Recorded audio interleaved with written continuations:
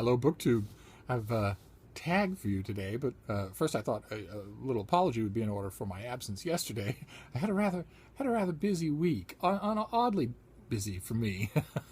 uh, I volunteer time with the children at the pediatrics intensive care unit at a hospital here in Boston, and this week.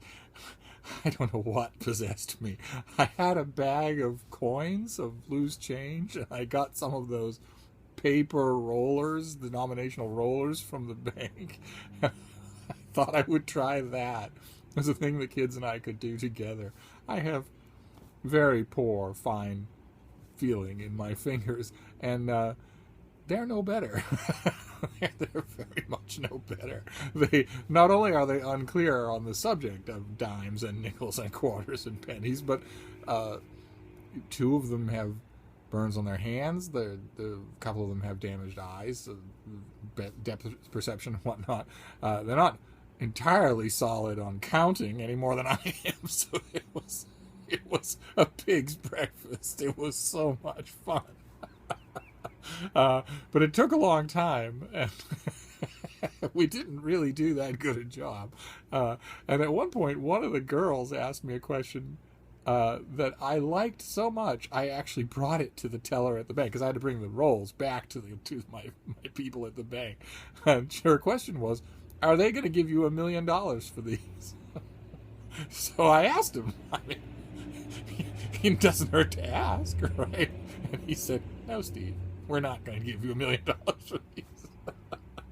But in addition to that, I also had extra time and extra meetings to go to at the Christian Science Monitor because the other day a review of mine on a new book about the Battle of the Somme trended on Reddit for unknown reasons, for reasons the internet keeps to itself. A bunch of basement-dwelling pasty-faced trolls decided to trend that on Reddit positively, to like it, and I ended up getting 100,000 something. I don't even know what the unit is, but it was the talk of the Monitor newsroom, so that required extra time, and also, on the negative side, one of my dogs has been. Her condition has been worsening, and it's taking a little adjustment on both our parts to figure out what she needs and what she doesn't need. So all the usual booktuber complaint, the usual booktuber narcissistic opening where you offer apologies as if anybody cares. But I thought I would get to a tag for today, and I'll keep it brief, and then I'll work myself back up to full speed. And this is the BookTube Problems Tag. Another one of those tags that concentrates on the technical side of things, and I find them fascinating. I think pretty much everyone in BookTube has done this already, but I have not, so I thought I would try it.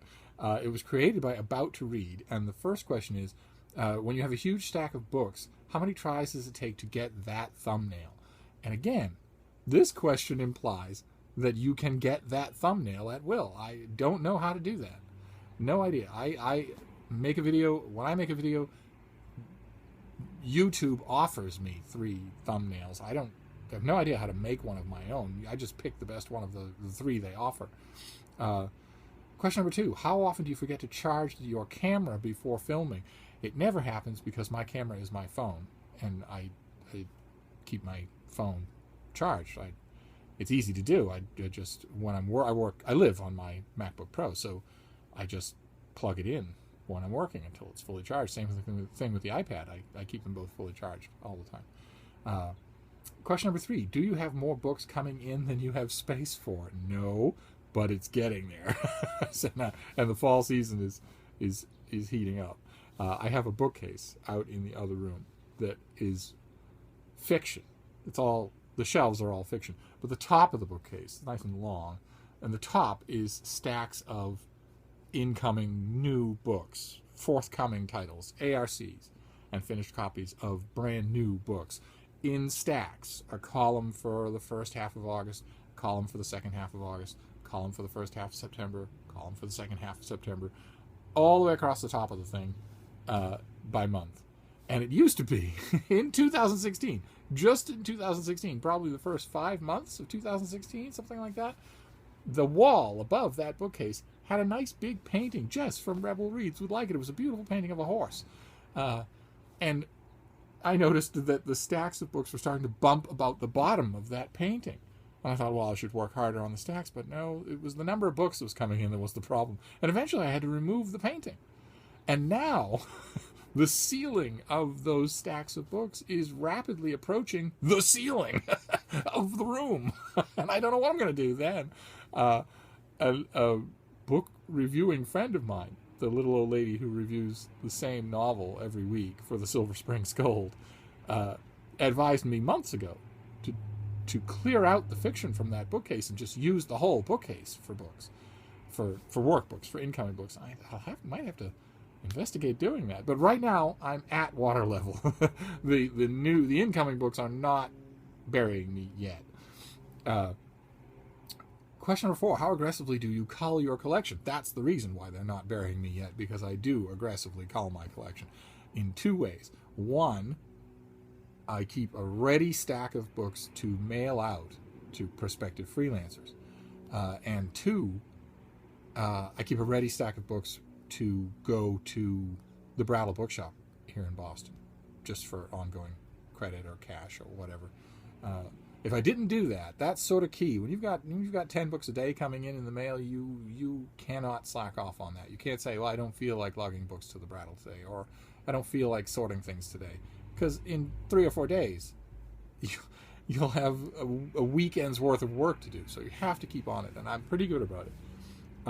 Question number 5, how long does it take you to upload a video? It's totally up to BookTube. I film and then I upload. I don't edit. I don't finesse. I don't add anything. So I film on this phone, and then I have an app, a capture app, that uploads it directly to YouTube. I don't have to do anything. Once I've filled it on this phone, it automatically shows up on that app, and I just hit upload. So sometimes it will take 30 minutes. The other day, I think I complained about this already the other day, it took all day. It took 10 hours. No idea why. They're all 10-minute videos of a tedious old man talking about boring stuff. But I don't put any technical demands on the system, but it varies. Question number 6, is your review pile overwhelming?